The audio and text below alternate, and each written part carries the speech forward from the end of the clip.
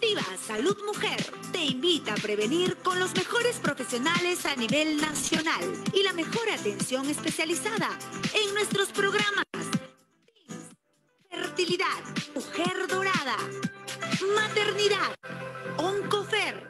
En Preventiva Salud Mujer pensamos en ti. Ubícanos en Avenida 13 de Noviembre, 534, El Tambo. Muy buenas tardes. Nuevamente estamos en un nuevo programa de Preventiva Salud. Queremos agradecerle la sintonía. Toda la semana estamos teniendo nuevos programas. Y hoy jueves tenemos un gran invitado, el doctor Yaran Tupiño. El doctor Tupiño es traumatólogo y tiene la subespecialidad en medicina deportiva. Él nos va a hablar acerca de un tópico muy interesante acerca de medicina deportiva y lo va a relacionar a este problema actual de la enfermedad de COVID-19.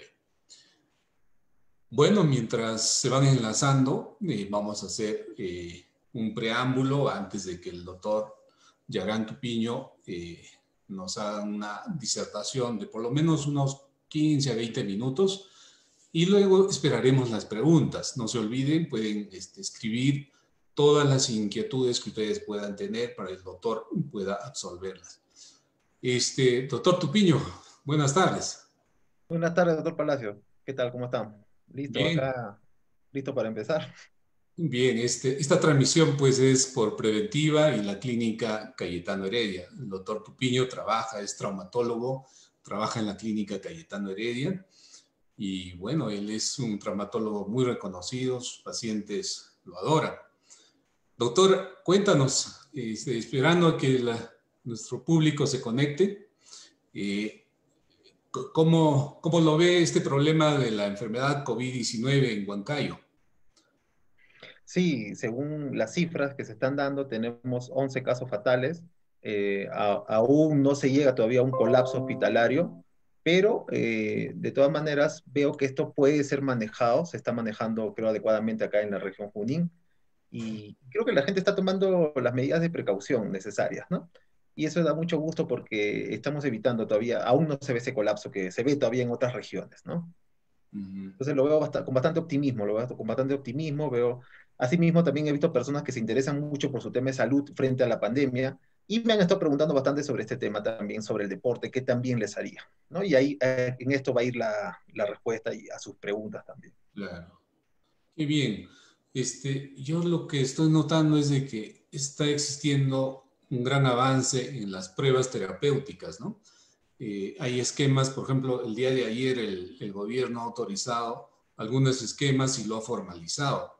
Pero sin embargo, por ejemplo, la ivermectina lo han dejado de lado y me parece que está funcionando, según el reporte de algunos colegas. ¿Qué comentario harías al respecto? Así es, doctor. O sea, se ha protocolizado, como usted bien sabe también, y muchos colegas, se ha protocolizado también el uso de, básicamente, hidratación, oxígeno y anticoagulación, y antiinflamatorios como corticoides. O sea, en eso no hay dudas. Pero hay otros fármacos, como la ivermectina, muy bien, que funciona muy bien, que está en etapas de estudio, en etapas finales, hasta donde había leído. Es un antiparasitario que funciona muy bien para el coronavirus que lo ataca. Y también hay otras más, hay vacunas, por ejemplo, para perros. Yo soy un dog lover, también crío perros también. Hay una vacuna, hace 40 años, como parte de la vacunación de los caninos, en la tetravalente se da también la vacuna para el coronavirus. O sea, este virus ya es bien conocido y es bien atacado desde hace mucho tiempo, ¿no? Si no es que ahora estamos enfrentándonos a un nuevo, ¿no? A un nuevo coronavirus que nos da dando sorpresas, ¿no? Que tenemos que atacarlo por anticoagulación, con antiinflamatorios, tipo corticoides, con hidratación y oxígeno en diversos grados, ¿no? Entonces, estamos aprendiendo bastante de esta enfermedad. Y qué bien. Mira, yo siempre he dicho de que si tienes que enfermarte por este virus, creo que no es el momento de hacerlo, ¿no?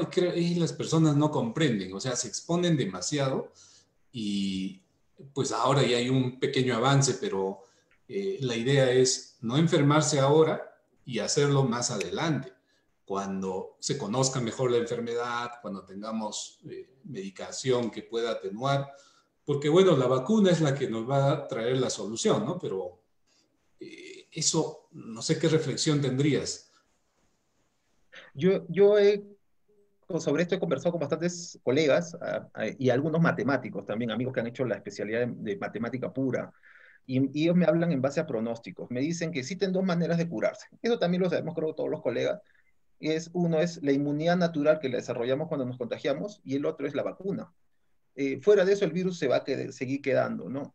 Entonces, lo que se opina bastante es que dicen que más o menos un 80% de la población va a tener que va a infectarse tarde o temprano mientras no haya una vacuna, que se disemine y se propague también la vacuna.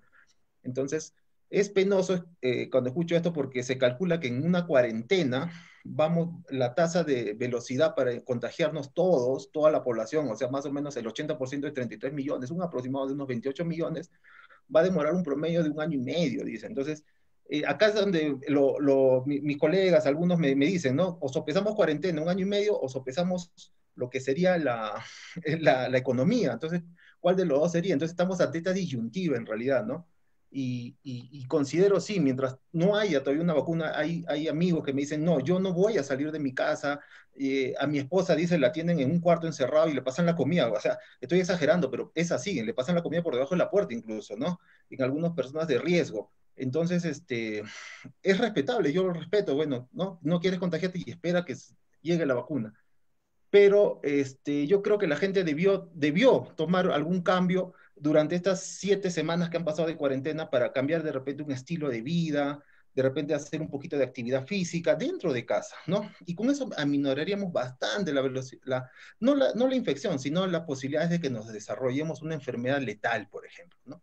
A eso es lo que vamos. Bien, doctor Tupiño, ahora sí, empecemos.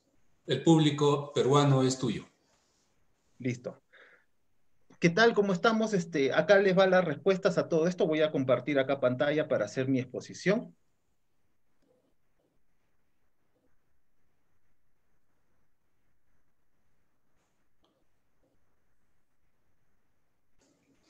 Sí estamos viendo. Listo, perfecto.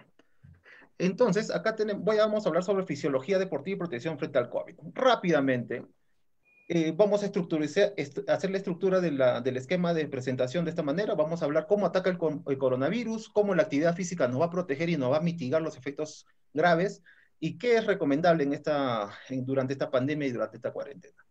Número uno, hay que tener en cuenta que este virus ingresa principalmente por el pulmón. Esa es la puerta de entrada. Se está estudiando que también hay ingestión orofaringea, o sea, por la boca. Y una vez que ingresa al pulmón, o por orofaringeo o por boca, va a entrar y según el órgano donde ha atacado, va a diseminarse. Entonces, yo le doy importancia al pulmón en este caso porque es la primera puerta de entrada. Mucho de lo que se haga en este órgano va a depender de lo que siga después. Entonces, tenemos acá la estructura, tráquea, bronquios, y al final estos bronquios terminan en unos saquitos alveolares. Esto me preguntan bastante los deportistas qué son los alveolos, y acá les va. Son los últimos saquitos alveolares donde entra el pasaje de oxígeno y entra el oxígeno a nuestra sangre, en la hemoglobina principalmente, donde es transportada y difundida a todos los organismos. Estas paredes del alveolo están formadas por unas células llamadas neumocitos. Hay varios tipos, tenemos 1 y 2. El tipo 2 es el que le voy a hacer énfasis. Si nosotros vemos acá, este neumocito tiene unos receptores acá en forma de puntitas, y es ahí donde el virus va a atacar y va a usarlo para ingresar dentro de la célula. Entonces, acá he graficado, esto lo he hecho a última hora, disculpen, tenemos un coronavirus con sus patitas así, de esta forma, que engrana muy fácilmente dentro de estos receptores de nuestros neumocitos. Por eso es que se engancha, se atrapa y utiliza el neumocito para ingresar a nuestro torrente sanguíneo. Estos receptores tienen un nombre, ECA2, ¿no? Nosotros como médicos sabemos que son enzimas convertidoras de angiotensina 2. Nosotros tenemos un balance natural, ECA con ECA2, tenemos que tenerlo balanceado. ¿Por qué? Porque un exceso de uno sobre otro nos va a traer un desbalance potencialmente peligroso, desbalance potencialmente perjudicial, ya que este balance va a hacer que aumente la angiotensina producida por este mayor peso que hace la ECA con respecto a la ECA2. ¿Y qué es lo que sucede? Una vez que ataca el coronavirus a este ECA2 en el neumocito, va a ocasionar que los vasos sanguíneos que están en el alveolo comiencen a colapsarse y de esa manera va a haber mayor inflamación y no va a haber entrada de oxígeno dentro de la pared alveolar. Por esa razón es que tenemos sensación de falta de oxígeno. Luego de esto, nosotros tenemos que entender que una vez que ingresa el virus, el cuerpo va a reaccionar. ¿Va a reaccionar cómo? Va a reaccionar eliminando al virus por medio de nuestro sistema inmunitario. Y acá tenemos dos tipos. Es como matar una mosca. Ustedes pueden matar una mosca con un matamosca y se acabó el problema. Pero si nuestro sistema inmunitario se le ocurre matar al virus exageradamente, es como que quisiéramos matar esa mosca usando un bombardeo. La vamos a aniquilar a la mosca, pero también vamos a aniquilar todo lo que es nuestro campo de batalla. O sea, y en este caso sería el pulmón. Si nuestro sistema inmune está descontrolado y ataca demasiado exageradamente, vamos a tener una tormenta de citoquinas y vamos a atacarnos a nuestro propio pulmón por nosotros mismos, gracias a este coronavirus. Y esto es lo que sucede en algunas personas jóvenes que han fallecido, lamentablemente. Son algunos. El ejercicio nos va a proteger de diversas maneras. El deportista tiene más peso de K2, por eso que el deportista no sufre de presión arterial elevada, es muy raro, a no ser que tenga otras enfermedades. Y tiene menos peso del ECA, que es el que produce la angiotensina, y por lo tanto mayor presión arterial. Aparte que el deportista tiene mejoría en el retorno venoso, mejor bomba cardíaca, etc. El deportista aparte tiene otra ventaja. 7.75 litros puede almacenar en su pulmón, mientras que una persona normal o sedentaria llega a 6 litros. Entonces tenemos buena capacidad pulmonar acá. De esa manera, el deportista responde mejor porque tiene más reserva.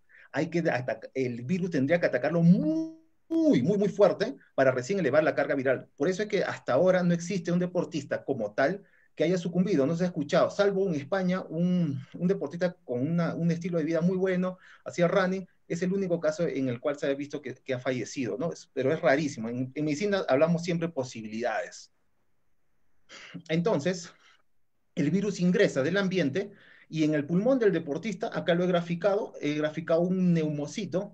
Cuando se encuentra el virus con este neumocito para ingresar a la sangre, es un neumocito más fuerte el del deportista. Vean ustedes que este neumocito lo he graficado con bracitos forzudos, pero en realidad es así.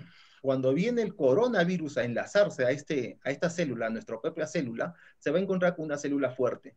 Se va a enganchar, pero ¿qué sucede? Que tenemos este receptor, principalmente la gente que hace deporte, es un receptor, digamos, engrasado. ¿Qué quiere decir? Es como que quisieras abrir una manija de una puerta y está engrasada. Entonces no la vas a poder abrir, se te va a hacer difícil. Es porque tienen un receptor soluble, más soluble que respecto a las personas más sedentarias. Por eso es que el virus se demora en ingresar. Pero una vez que ingresa, puede pasar al torrente sanguíneo también, y de esa manera van a ser pocos los virus que van a ingresar y van a ser fácilmente digeridos por los macrófagos. El deportista entonces, como le digo, principalmente tiene ventajas, tiene menos potencial de destruirse el pulmón y por eso es que su campo de batalla no se ve lesionado.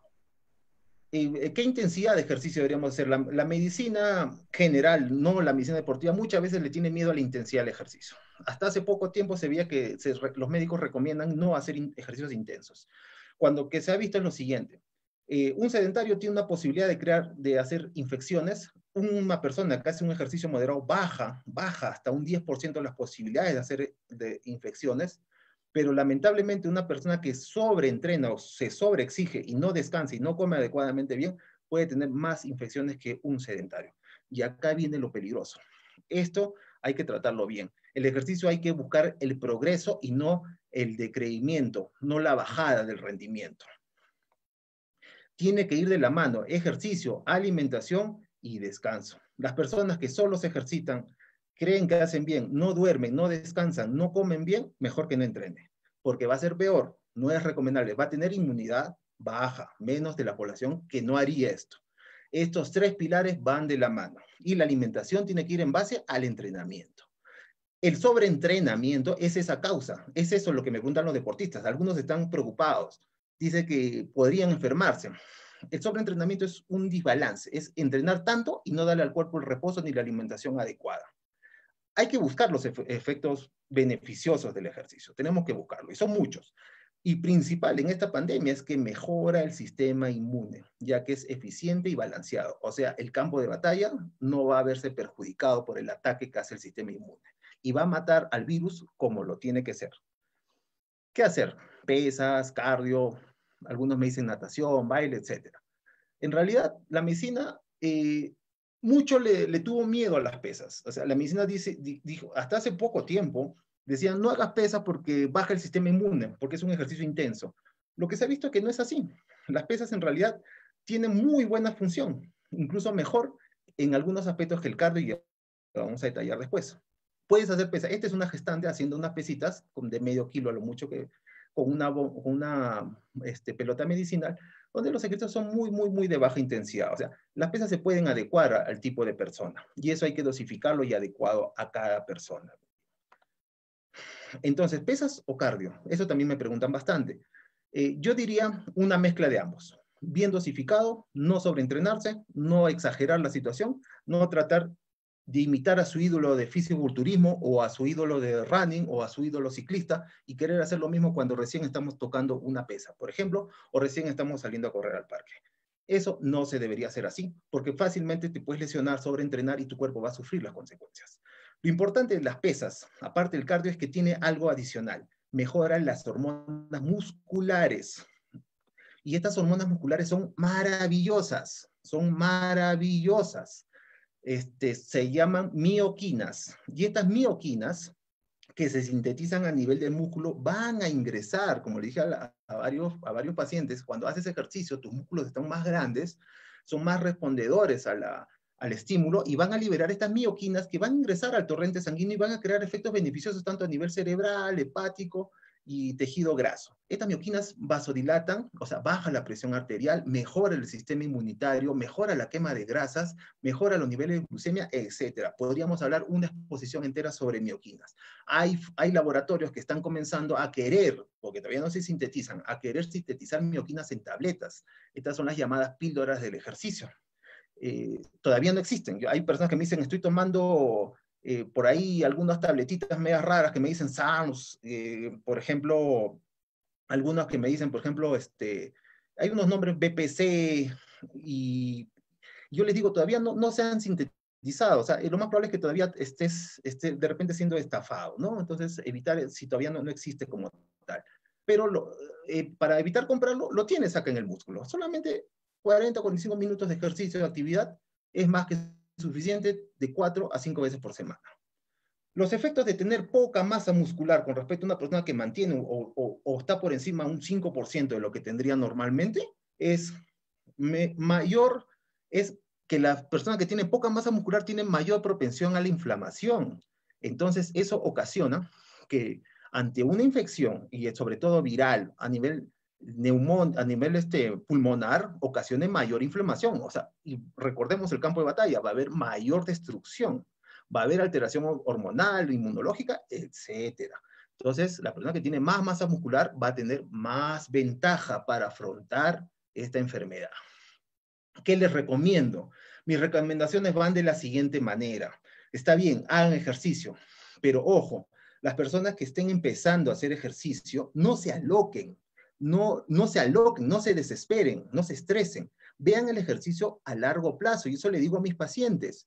Hay pacientes que les cuesta agarrar una caminadora en su casa y comienzan a correr, y yo les digo, hagan 40 minutos, tranquilo, suave.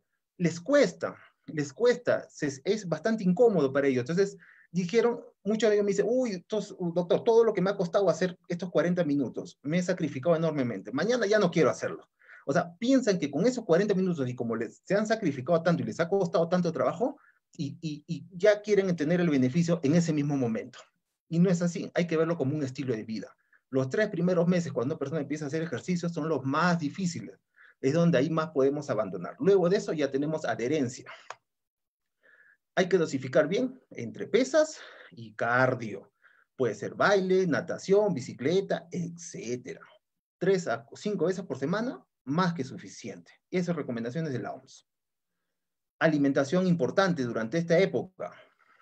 A comer balanceado, tanto proteínas, carbohidratos complejos y grasas esenciales. Priorizar el ejercicio por la salud es otro tema que les digo. Si la persona va a querer levantar pesas al gimnasio y quiere hacerlo solamente por estética, ojo, puede caer en esto. Puede caer de repente en usar sustancias prohibidas, usar esteroides anabólicos, etcétera, ¿no? Yo creo que la estética va a venir a largo plazo, poco a poco, y va a ser una consecuencia. Si nosotros vemos la estética primero, como en este caso esta señorita empezó posiblemente como la primera figura, pero en este caso ya exageró, priorizó su parte estética a costa de su salud, porque para llegar a este extremo, las mujeres tienen que usar esteroides anabólicos necesariamente, y en este caso ya hay uso de testosterona a dosis altas, totalmente peligrosos. Terminamos con estos últimas frases. El sedentarismo produce 3.2 millones de muertes anuales, 3.2 millones de muertes a nivel mundial. Es bastante frecuente, es algo muy grave que se está dando dentro de la salud pública, y solamente la solución está en nosotros mismos, nada más.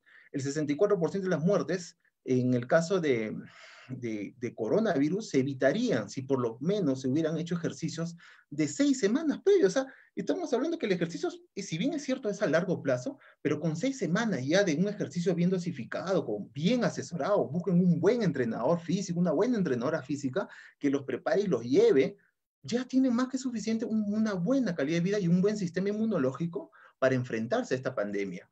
El 61% de la población peruana se considera sedentaria. Ojo, la obesidad produce 2.8 millones de muertes al año. Estamos hablando de cifras bastante fuertes. Entonces, 70% de los adultos acá en Perú son obesos. Entonces, el coronavirus dice, ¡ay, qué rico! Llegué a un buen sitio y acá sí me los agarro a los gorditos, a los hipertensos y hasta algunos jóvenes por ahí. Entonces, a tener cuidado.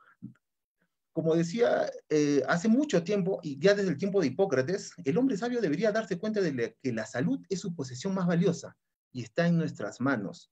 Así que a quedarse en casa, pero a mis pacientes les digo, mantengámonos en actividad física. ¿Ya? Muchas gracias con todo.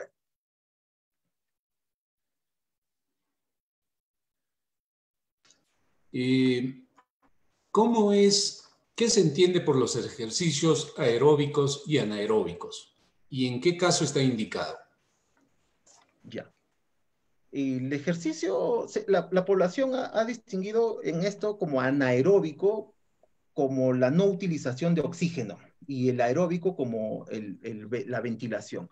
Esto es totalmente un concepto ya que se ha demostrado ya en desuso. En realidad no existe el ejercicio aeróbico, porque se consideraba que el anaeróbico era levantar cargas pesadas, ¿no? Levantar, por ejemplo, 100 kilos en una pesa, o sea, hacerlo y voy a terminar cansado, extenuado, voy a tirar la pesa y voy a agitarme, voy a cansarme, voy a estar agotado. Entonces, de todas maneras, no lo recomiendo de esa manera, porque cuando uno carga peso, igual respiramos rápido, igual el corazón se mueve.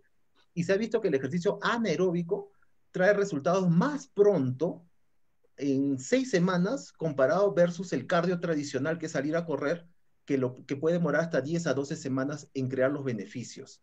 Entonces, hay una ventaja del ejercicio anaeróbico, y el ejercicio anaeróbico también baja la hipertensión arterial y todo. O sea, tranquilamente se pueden indicar ambos ejercicios por igual para cualquier persona, siempre y cuando no tengan lesiones. Bien. Doctor Tupiño, ¿y cómo se iniciarían los pacientes, estos grandes grupos? Los obesos, los hipertensos, los diabéticos y los adultos mayores. ¿Cómo sería el inicio de hacer ejercicio? Porque hay veces, como ya lo has dicho, El primer día se ponen, hacen mucho ejercicio y después ya no quieren hacer. ¿Hay algún método para ir de menos a más en estos 4 grupos? Sí, claro. Al paciente hay que llevarlo de a poquito. Y sabemos que la primera fase es la más difícil, o sea, donde el paciente tira la toalla. Al cabo de una semana abandonan el gimnasio, abandonan el entrenador personal, abandonan todo plan de entrenamiento. Entonces deben ir de a poquito. Yo le recomendaría a la gente que es más flojita, que no se mueve mucho, o sea, yo le digo bien fácil, haz simplemente 10 sentadillas con tu peso corporal al día, nada más. A la otra semana haz 20. A la tercera semana haz 5 series de 20 ya. Entonces, poco a poco lo vas llevando. Entonces, hay que tener mucho tino con la población en ese aspecto. No se trata de frente, ya, levántame 100 kilos o hazme 100 planchas ahorita, que si no hay dolor, no ganas masa. O sea, no. Vamos yéndolo despacito. Tenemos que tener mucho aspecto psicológico. Empezar con ejercicio de bajo impacto, con un cardio, o una trotadora dentro de casa, o una elíptica dentro de casa, una bicicleta estacionaria, va a ser bastante bien, bastante producente, y después poco a poco ir progresando. Entonces, empezar por ahí. Los ancianos pueden levantar pesas, siempre y cuando tengan un entrenamiento previo. El anciano puede mejorar su masa muscular, puede aumentar 1 a 2 kilos de masa muscular. Se ha visto personas de 90 años, está demostrado que pueden desarrollar masa muscular hasta 1 a 2 kilos durante los primeros 3 años de ejercicio de entrenamiento pesado. Y eso, el beneficio es bastante evidente. O sea, empecemos de a poco a más. Específicamente en el hipertenso y en el diabético, ¿qué recomendarías?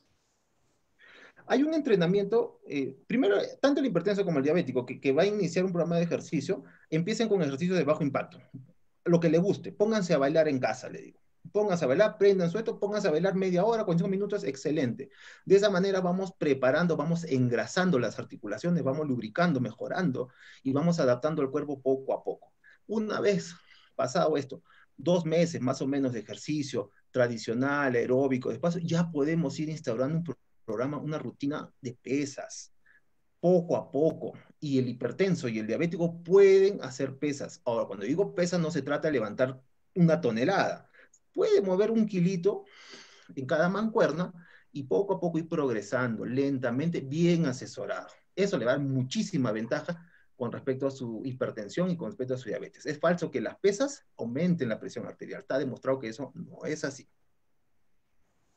Luis Fernando te pregunta, ¿cuál es el daño que causan los esteroides? Sí, creo que en este caso también usted habrá visto, ¿no? Mujeres de repente también en la clínica, en la fertilidad y todo eso, ¿no? Que consumieron esteroides anabólicos. Es bien sabido por nosotros que, digamos, que vemos esta parte, usted como salud reproductiva y como médico también que hace medicina deportiva, el eje hipotálamo hipoficiario gonadal se ve afectado. Basta solamente a introducir a la semana 50 miligramos de testosterona, tanto en su forma de enantato o propionato, para que ya el eje esté inhibido y esté en cero. Entonces, cuando más tiempo tenemos el eje inhibido y los ciclos duran aproximadamente de 10 semanas a 12 semanas, es riesgoso cuando queremos hacer el postciclo. Entonces, los esteroides anabólicos inhiben el eje, inhiben y puede entrar una atrofia testicular y yo he visto gente que hace ciclos esteroides anabólicos con testosterona exógena por a veces 3, 4, 5 meses. Y cuando dejan de inyectarse, ya no producen testosterona naturalmente y su masa muscular de lo que era grande se comienzan a desinflar. Entonces, esos son los principales riesgos. Aparte de que los esteroides anabólicos pueden ocasionar hipercolesterolemia, aumentan la LDL y bajan la HDL, aumentan el tamaño hipertrófico del corazón de forma concéntrica, aumentan lo que es la presión arterial también.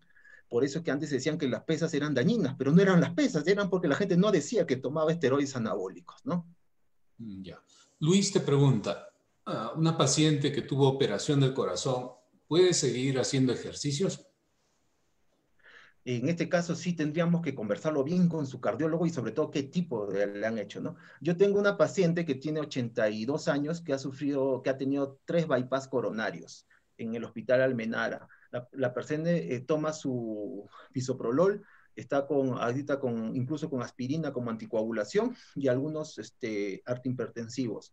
Sin embargo, esta paciente me hace ejercicios y desarrolla muy bien, tiene una muy buena calidad de vida.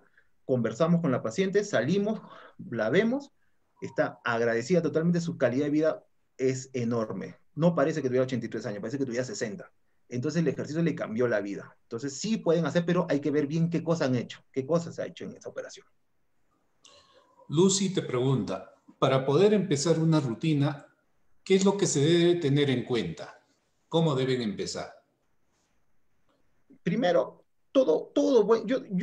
Yo siempre recomiendo a los entrenadores, en este caso, a los entrenadores físicos, ¿no? Yo no soy un personal trainer, ¿no? Pero un buen entrenador lo primero que va a hacer es tener una entrevista con su cliente o con la persona que va a dictarle las clases. El entrenador lo que debe hacer es pesarlo, medir el porcentaje de grasa, preguntar por los antecedentes y si tuviera algún antecedente de hipertoncia, derivarlo. Asimismo, el uso de si ha usado sustancias nocivas, drogas, etcétera, porque todo eso es muy importante. Todo eso es muy importante para mantener un buen estado de salud. O sea, la entrevista es como una historia clínica que se debería hacer. Hay que ver si el paciente tiene lesiones. Yo he visto entrenadores, malos entrenadores, lamentablemente, que sus alumnos, por ejemplo, tienen una ruptura de manguito rotador o tienen un síndrome piriforme en la cadera, o qué sé yo, algo, y siguen entrenando y los hacen entrenar y dicen, no, una más, una serie más, y al final. Entonces, hay que detallar muy bien los antecedentes en cada persona, tomarlo mucho cuidado para dosificar el ejercicio. Gloria te pregunta, ¿qué tan cierto es que el ejercicio intenso baja las defensas y que si podría explicar el concepto de ventana abierta? Muy buen concepto. El hecho, antes, hasta hace 2 años, todos decían, eh, el, el ejercicio intenso, por ejemplo, un maratonista corre 42 kilómetros y lo hace en 2 horas y media. ¿Y qué pasaba con los maratonistas? Terminaban de correr y hacían infecciones, dice, respiratorias. Se ha investigado que no es así, que lo que sucede son irritaciones más que infecciones. Ahora, el concepto de ventana abierta es que cuando una persona hace un ejercicio intenso, prolongado, o sea, un pesas, cardio, qué sé yo, en realidad cualquier ejercicio, pero lo hace de forma muy intensa, y termina el ejercicio, ¿qué sucede? Le tomamos sus niveles de sangre y vamos a ver que los linfocitos T, las células natural killer, etcétera, en realidad las células inmunitarias van a bajar. Entonces se decía, no, terminas el ejercicio y tienes una ventana abierta para que se metan los virus o las bacterias. Este concepto se ha visto se ha demostrado que no es cierto. ¿Qué sucede? Que si bien es cierto, baja la inmunidad a nivel de la sangre, lo que sucede es que esta inmunidad se redistribuye y se van al tejido pulmonar y principalmente para defendernos más de los virus y las bacterias. Entonces esto se ha demostrado hace poco, hace meses, nomás he leído un artículo sobre esto en la Universidad de Bath, el doctor John Campbell y el doctor Turner demostraron esto y dijeron, ejercicio intenso, mientras su alimentación y su descanso esté bien, no tiene por qué haber ningún tipo de problema. Bien. Cuando estuviste exponiendo, diste la idea de que el deportista tendría menor riesgo de tener la enfermedad del COVID-19. Pero ¿podrías ampliar eso? Porque las personas pueden pensar de que, bueno, como yo soy deportista, entonces me voy a exponer, no hago caso a la cuarentena, no se vaya a interpretar de mala manera eso. Claro. El deportista tiene que ser completo, no puede ser irresponsable. O sea, la persona que se dedica a esto tiene que saber transmitir. El 50% de la gente, incluso que no es deportista, tiene la infección y no la desarrolla la enfermedad, por ejemplo. Y no son deportistas, ¿no? El 50% de la población es bastante. Entonces, el deporte con más razón tiene que saber que si bien no va a desarrollar el COVID, que es la enfermedad, pero puede transmitirlo a otras personas. Entonces, de nada sirve que sea deportista y salgo, le estornudo a alguien o me la doy de imprudente, que a mí no me va a pasar nada, yo bacán, yo soy el bacancito y no. No, o sea, debe tener cuidado porque puede diseminar la enfermedad. O sea, igual su mascarilla y todo y seguir los protocolos dentro de casa. O sea, hay que mantenerse así, ¿no? Bien, Rosario te pregunta, ¿una persona de 87 años con arritmia leve puede hacer ejercicios? La respuesta es sí y no al mismo tiempo.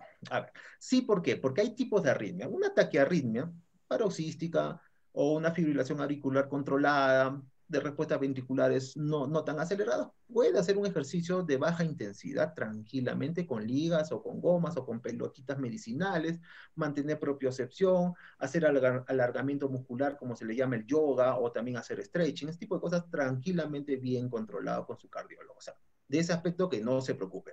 Pero hay que ver bien, por ejemplo, un Wolff Parkinson White se ha visto que es peligrosísimo, puede ocasionar muerte súbita.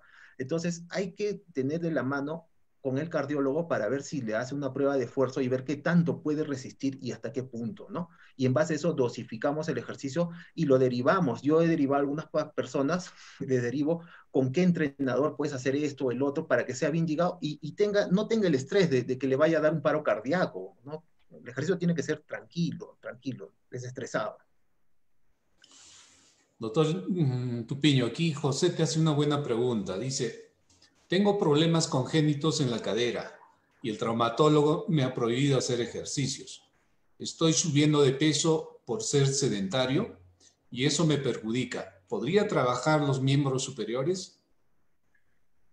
Yo le diría a José, tendríamos que ver qué tipo de lesión de cadera tiene. Lo invito a la clínica y tomarle una resonancia magnética para apuntalar bien a qué tipo. Si él tiene un pinzamiento, puede hacer ejercicios de tren inferior, pero hay que adecuarlos a la lesión que tiene. Recordemos lo siguiente, la lesión se cura con ejercicio, pero hay que cambiarle la intensidad. O sea, si José piensa que porque tiene una lesión de cadera, no sabemos cuál, pero ya está liquidado en no ser inferior, está mal. Deberíamos buscar la manera de ejercitar esos músculos inferiores porque son aproximadamente casi el 70% de toda la masa muscular del cuerpo. Entonces van a quemar más calorías incluso en reposo. Entonces, hay que tener cuidado con eso. Puede hacerlo, obviamente, si no tiene lesiones en el tren superior, brazos, piernas, deltoides, bíceps, tranquilamente, sin ningún tipo de problema. Pero que no deje el desbalance superior a predominante con respecto al inferior. Eso no está bien. Los desbalances no son buenos para la salud. Entonces le invito a José atenderse. Camila te pregunta, mi mamá iba al gimnasio, pasado un tiempo le empezó a inflamarse las manos y le detectaron artritis reumatoide. ¿Ella puede continuar haciendo ejercicios? Por supuesto que sí. Está demostrado que el deporte bien dosificado, ojo, cuando yo digo bien dosificado no me refiero a que voy a mandar a la señora, por ejemplo, a correr 40 kilómetros, no. Cuando digo bien dosificado tenemos que verla, ajustar bien su sistema osteomioarticular y dosificar el ejercicio. ¿Cuánto entrenamiento vas a hacer? Hay que controlar los latidos cardíacos y puede hacer el ejercicio. Eso va a desinflamar. Recordemos que el ejercicio es desinflamante natural por excelencia y se ha visto en pacientes que el pronóstico mejora enormemente cuando se ejercitan versus los que solamente están tomando antirreumáticos. Entonces sí puede hacer, Camila, ejercicio, pero hay que dosificarlo, hay que verlo primero.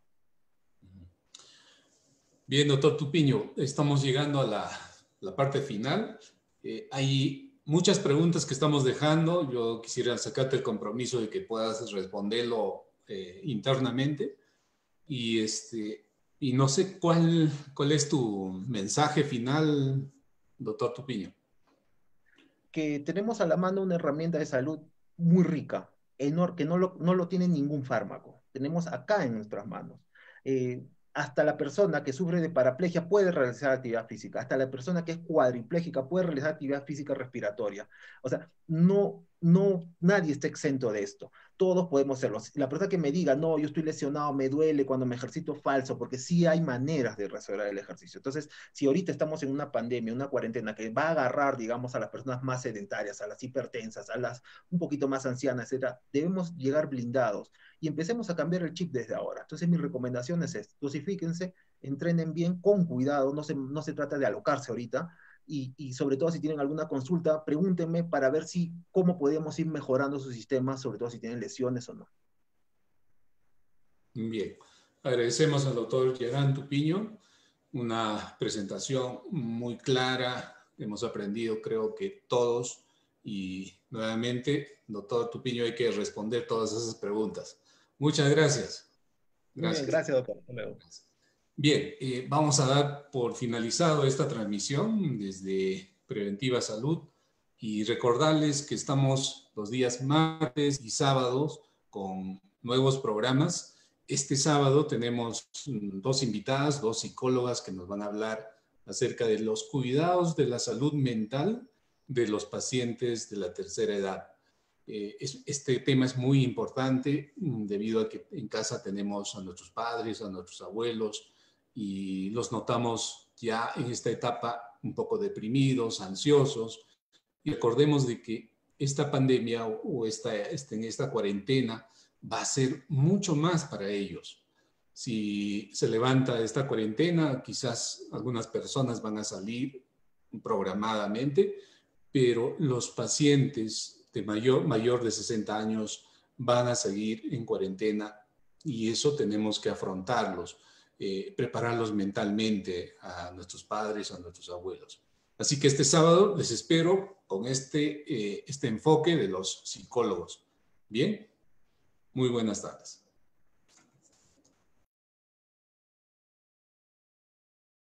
Salud Mujer te invita a prevenir con los mejores profesionales a nivel nacional y la mejor atención especializada en nuestros programas TIMS, Fertilidad, Mujer Dorada, Maternidad, Oncofer. En Preventiva Salud Mujer, pensamos en ti. Ubícanos en Avenida 13 de Noviembre, 534, El Tambo.